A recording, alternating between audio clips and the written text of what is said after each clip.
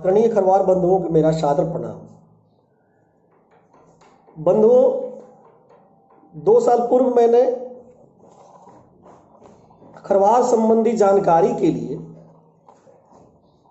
एक प्रश्नोत्तरी बनाई थी, जिसमें एकदम सरल भाषा में खरवारों के बारे में, उनकी उत्पत्ति के बारे में, खरवार क्या है इसके बारे में समझाया गया था। उसको मैंने व्हाट्सएप पर शेयर कर दिया। कुछ ही दिन बाद हमारे कई खरवार बंधुओं ने उसमें अपना नाम डाल करके ग्रुप में शेयर करना शुरू किया। जब मैंने देखा तो उसको लिखना मैंने बंद कर दिया। उसकी कुल 3 सीरीज मैंने लिखी थी और उसके बाद मैंने उसे बंद कर दिया। अभी लॉकडाउन की स्थिति है, हम घर से बाहर जा नहीं सकते हैं, इसलिए मैंने सोचा कि क्यों ना उसे आपको ऑडियो वीडियो के माध्यम से प्रस्तुत किया जाए। तो बंधुओं, इसमें सबसे पहला प्रश्न यह आता है कि खरवार क्या है।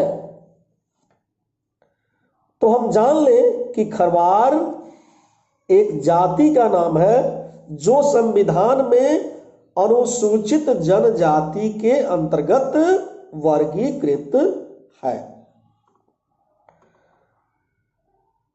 दूसरा प्रश्न है कि खरवार अनुसूचित जनजाति में है, लेकिन यह कौन कौन से राज्यों में पाई जाती है। तो खरवार देश के कुल 8 राज्यों में पाई जाती है। खरवार जनजाति देश के 8 राज्यों में पाई जाती है। ये राज्य हैं बिहार, पश्चिम बंगाल, उत्तर प्रदेश, मध्य प्रदेश, छत्तीसगढ़, महाराष्ट्र, झारखंड और उड़ीसा राज्य। इन राज्यों में खरवार जनजाति के लोग पाए जाते हैं। अब है कि किस राज्य में खरवार अनुसूचित जाति के अंतर्गत वर्गीकृत है। तो बंधुओं, उत्तर प्रदेश एक ऐसा राज्य है जिसके 5 जिलों को छोड़कर बाकी सभी जिलों में खरवार अनुसूचित जाति के अंतर्गत वर्गीकृत है। इन 5 जिलों में ही खरवार वहां अनुसूचित जनजाति में वर्गीकृत है। 5 जिलों को छोड़कर बाकी सभी जिलों में अनुसूचित जाति में वर्गीकृत है। अगला प्रश्न है कि खरवार पर प्राचीनतम शोध किन विद्वानों ने किया।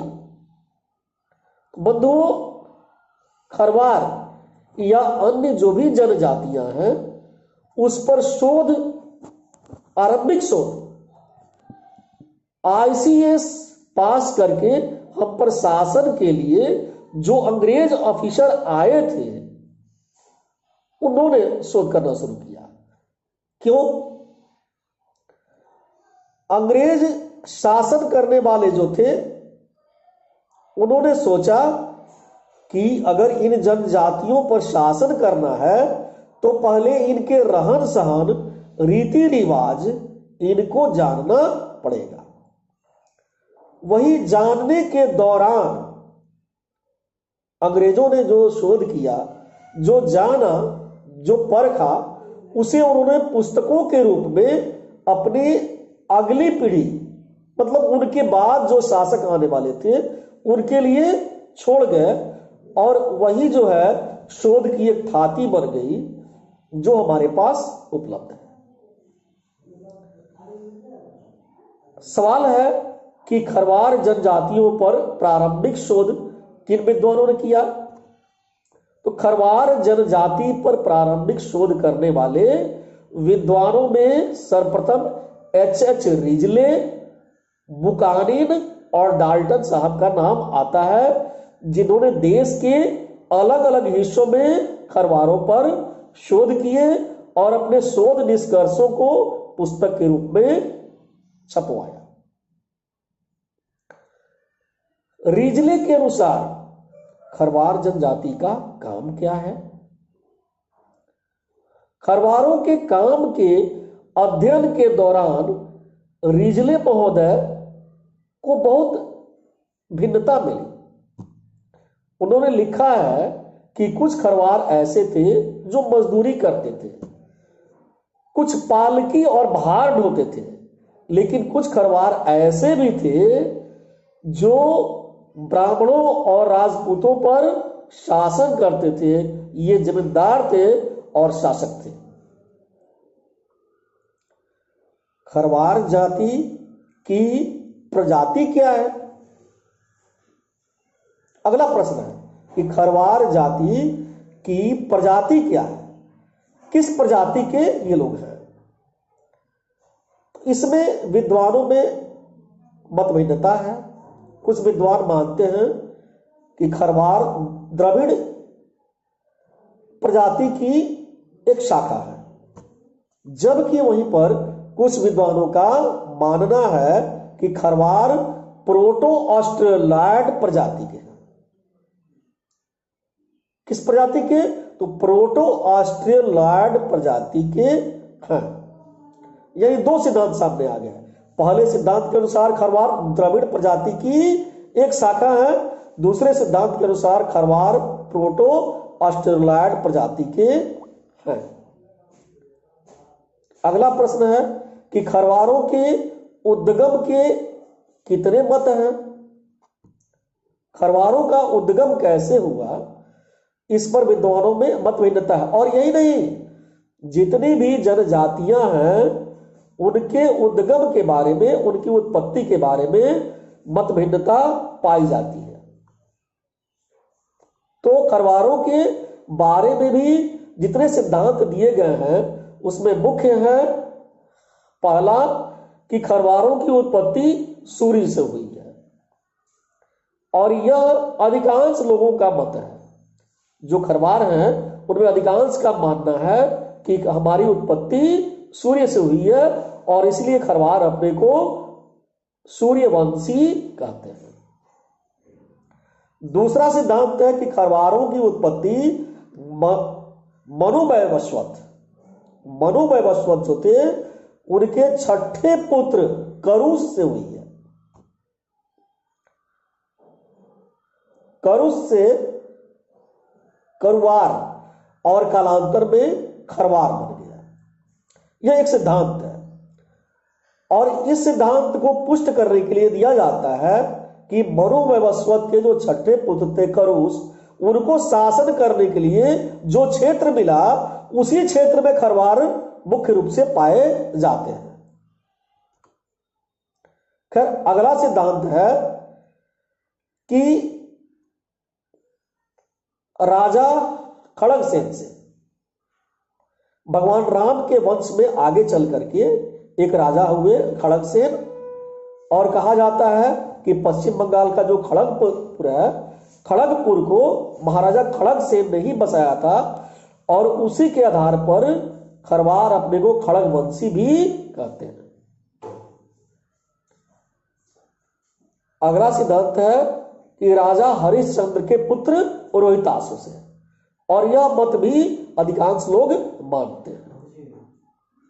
रोहितासु राजा हरिश्चंद्र के पुत्र थे। कुछ कारणों से उनको जंगल में जाना पड़ा। रोहतास का जो क्षेत्र था वह जंगल का क्षेत्र था, और वहीं पर उन्होंने अपना गढ़ बनाया जो आज भी अस्तित्व में है, और वहीं पर खरवारों की उत्पत्ति हुई। यह एक सिद्धांत है। अगला सिद्धांत यह बताता है कि खरवार क्षत्रिय पिता और भरणी माता की संतान है। अंत में एक सिद्धांत आता है कि खरवारों की उत्पत्ति हंसनी के अंडे से हुई। हंसनी के अंडे से। और यह मत संथालों में, संथाल जनजाति जो है उन संथालों में यह मान्यता ज्यादा मानी जाती है। अब है कि खरवारों का उद्गम कहां से हुआ, उत्पत्ति कैसे हुई, यह तो हमने जान लिया। अब अगला चीज है कि खरवारों का उद्गम कहां से हुआ। तो खरवारों के उद्गम के बारे में अधिकांश खरवारों का कहना है कि उनकी उत्पत्ति खैरागढ़ से हुई है। अधिकांश का मानना है कि उत्पत्ति खैरागढ़ से हुई है, लेकिन यह खैरागढ़ कहां है, इस पर मतभिन्नता पाई जाती है। खैरागढ़ कहां है, इस पर मतभिन्नता पाई जाती है। इस पर हम लोग एक अलग वीडियो में विचार करेंगे कि खैरागढ़ कहां है। अगला प्रश्न है इसमें कि 18 हजारी कहां के खरवार कहे जाते हैं और क्यों। तो खरवार और चेरों पर जब आक्रमण हुआ तो उस समय पलामू क्षेत्र में 18,000 खरवारों के परिवार थे और चेरों के 14,000 परिवार थे। उस समय पहचान के लिए केवल यह काफी था कहना कि हम 18,000 ही हैं तो हम 14,000 ही हैं। 18,000 का मतलब हो गया कि आप खरवार हैं और 14,000 का मतलब हो गया कि आप चेरों हैं। तो पलामू क्षेत्र के खरवार अपने को 18,000 कहते हैं। ये सारी बातें जो हैं इनका कोई लिखित इतिहास, कोई लिखित साक्ष्य नहीं है। ये किंवदंती के रूप में ये चली आ रही है। अब हम इस वीडियो के अगले भाग में चलेंगे कि खरवारों का पहला ऐतिहासिक साक्ष्य कहां से मिला और वह कौन राजा थे जिन्होंने तुतला भवानी का मंदिर बनवाया। तब तक के लिए विदा दीजिए, धन्यवाद।